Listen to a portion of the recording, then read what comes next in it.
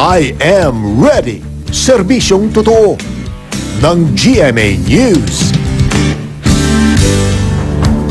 Mga kapuso, isang bagyo po ang nagbabantang pumasok sa Philippine Area of Responsibility ngayong weekend. Para sa karagdagang update kaugnay sa lagay ng panahon, narito po si Ginoong Nathaniel Cruz, ang resident meteorologist ng GMA Weather. Mang Tani. Salamat, Kara. Nagbabadyang pumasok sa Philippine Area of Responsibility ang Tropical Depression. At huli itong namata ng pag-asa sa layong 1,150 kilometers dyan sa may silangan ng Katarman, Northern Samar kaninang madaling araw. Kung tutusin, wala pa sa ating o sa loob ng Philippine Area of Responsibility yung bagyo, pero halos dikit na ang lokasyon nito sa boundary ng PAR, kaya pinangalanan na ito ng pag-asa bilang maagang babala sa ating lahat. Taglay ng bagyong Labuyo, ang lakas ng hangin umaabot sa 45 km per hour near the center habang kumikilos ito pakanluran, hilagang kanluran sa bilis na 9 km per hour. Okay, Mang Tani, may epekto na ba itong bagyong ito sa lagay ng panahon sa ating bansa, at least for today?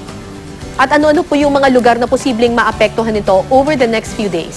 Kara, sa ngayon ay wala pang direktang epekto ang bagyo dito sa ating bansa. Unang-una dahil may kalayuan pa ito, papasok pa lamang ito sa PAR. Pero dito sa forecast track ng pag-asa, tinutumbok nito ang probinsya ng Quezon, kasama na ang Bicol Region. At sa Lunes, inaasahan naman itong maglalandfall dito sa Eastern Luzon, at yan naman ay ayon sa datos ng Weather Central.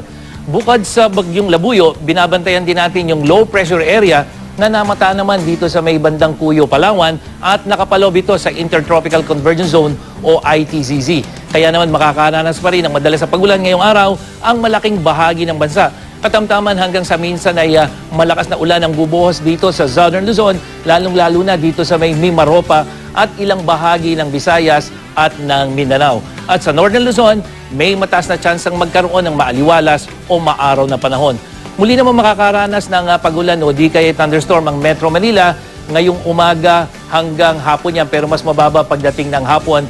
At ganito rin ang inaasahan nating panahon sa Kamaynilaan sa darating na weekend, pero magiging mas umulan sa araw ng Lunes. At yan ang latest mula sa GMA Weather. Para sa iba pang update, bisitahin ang GMA Weather webpage, Twitter at Facebook page. Ako po si Nathaniel Cruz para sa I Am Ready, serbisyong totoo ng GMA News.